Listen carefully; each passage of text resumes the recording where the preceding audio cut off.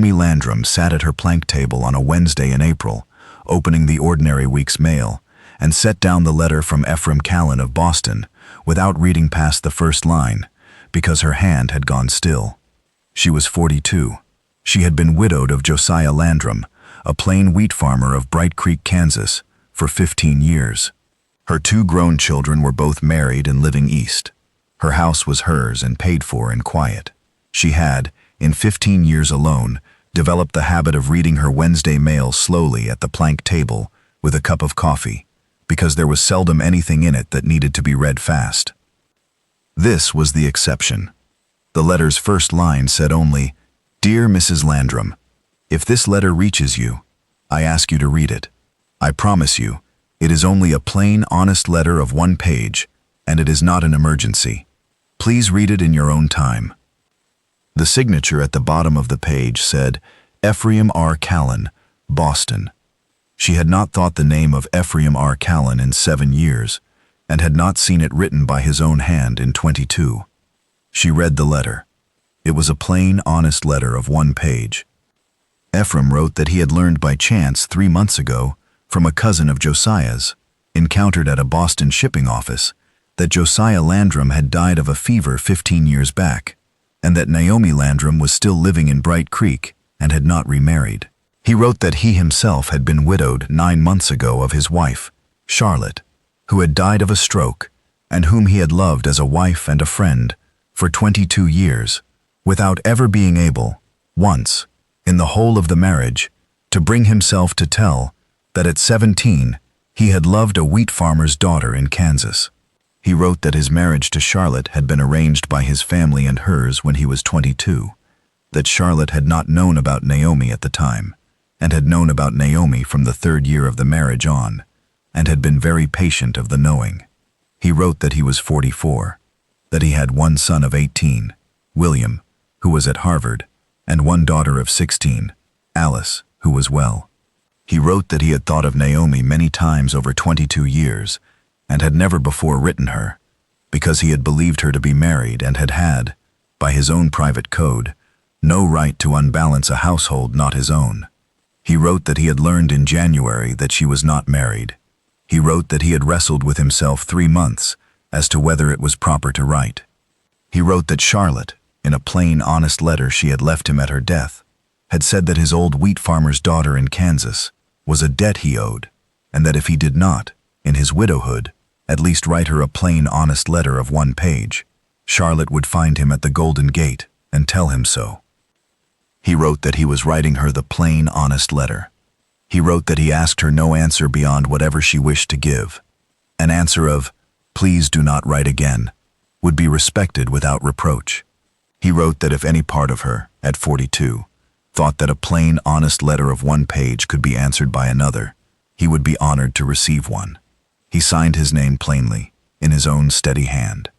Naomi Landrum sat at her plank table, and did not, for a long time, breathe in the ordinary way.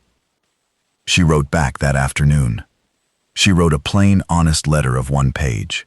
She said that his letter had reached her, that she remembered him well, that she had, for a year after his engagement to Charlotte, believed that the small town of Bright Creek and its wheat and its low gray plains would kill her from grief, and had discovered by the 2nd year that the small town of Bright Creek was in fact where she wished to live, and had been where she had wished to live since she was 7, that she had married Josiah Landrum at 24 because he was a plain, honest man, and she had come to love him, that Josiah had known about Ephraim from the 1st month, because she had told him plainly, and Josiah had said, in the plain, steady way that had been Josiah, that he would be grateful to marry a woman who had loved a boy she could not have, and that he did not wish to be either boy, that she had loved Josiah 15 years, that Josiah had died of a fever at 39, that she had thought about Ephraim occasionally, over the 15 years since, but not the way a widow thinks of a possibility,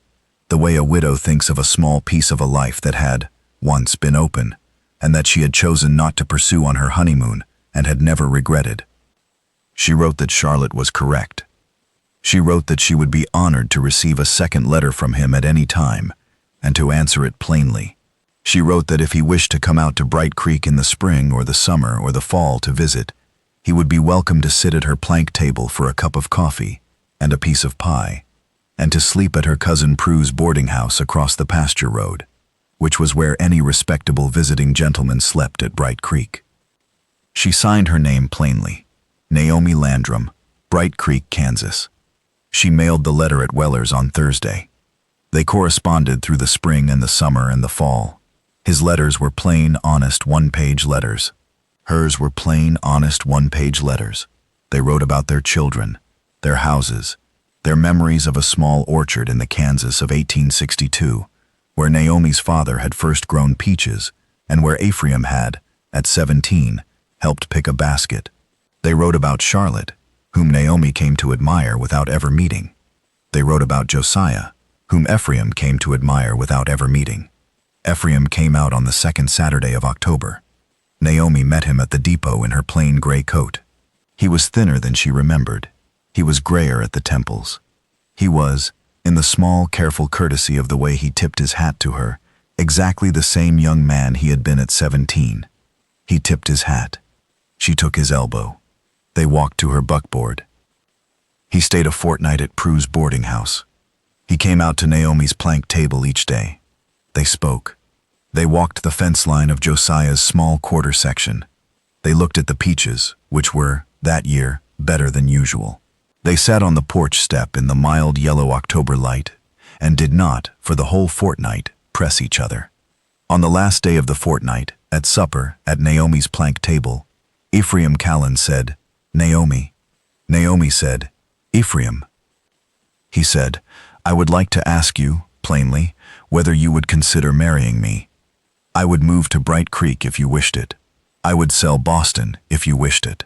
William at Harvard is grown. Alice at 16 is nearly. I have talked with them both. They have both said yes. They send their good wishes. Charlotte at the Golden Gate is smiling. I am asking. Please answer at your leisure." Naomi Landrum said, "Ephraim." He said, "Yes." She said, "I answered your first letter in April, on the day it arrived. I have been answering all your letters on the day they arrived. I would answer this one the same. Yes, I will marry you. I would ask you to move to Bright Creek, because Bright Creek is where I have my orchard, and my plank table, and my Prue, and my Josiah's grave. I would not press you if that were not manageable." "It is." Ephraim Callan said, "It is manageable, Naomi." The circuit preacher married Ephraim Callan and Naomi Landrum in the front room of the Landrum house on the second Sunday of December. William came out from Harvard. Alice came out from Boston. Naomi's grown daughter Ruth came out from Chicago. Naomi's grown son Ephraim, named for Ephraim Callan against Josiah's plain, honest advice, and blessed by Josiah on his deathbed, came out from St. Louis. All four grown children stood witness. Cousin Prue gave the bride away. Afterward, on the porch step, Naomi sat with Ephraim in the mild yellow December light and put her hand into his. She said, "Ephraim." He said, "Naomi." She said, "Charlotte." He said, "Yes, Charlotte." She said, "Thank her for me tonight in your prayers." He said, "I will." 3 years on a warm September evening at Bright Creek, Naomi Callan sat on the porch step with Ephraim beside her. Ephraim had, in the 3 years since their marriage, become a plain, honest wheat farmer at 47, who had never been a wheat farmer before, and had, under the plain, honest instruction of Cousin Prue's husband Elias, learned the whole of it. He had put on 9 pounds. He had lost a great deal of Boston in his voice. He had, at Naomi's insistence, kept the peach orchard exactly as it had been since her father had first planted it. He said, "Naomi." She said, "Ephraim." He said, "William's wife had the baby yesterday. A girl. Boston. She is called Charlotte." Naomi said, "Good." Ephraim said, "Alice sent a wire. She was pleased." Naomi said, "Send them both my love in the return wire." He said, "I have." Naomi kissed her husband's temple. The peaches on the trees were nearly ready. The wheat was gold. Prue was inside making a pie. Elias was in the barn. Somewhere in the west orchard row a small, crickety insect began the small song of a plain, honest September Kansas evening. And Naomi Landrum Callan, who had opened a plain, honest letter of 1 page on a Wednesday in April, with her ordinary coffee cup beside it, put her cheek against her husband's cheek, and understood that the good, slow country had, in its good, slow way, arranged a Boston widow at a golden gate to write in her own dying letter a plain, honest instruction to her husband, and had, on the strength of that plain, honest instruction, given her back the boy she had loved at 17, and the whole rest of a plain, honest household at 42 and 44, when she had all but stopped believing there was any household in the world with her name on it that she had not already lived in. And so it had.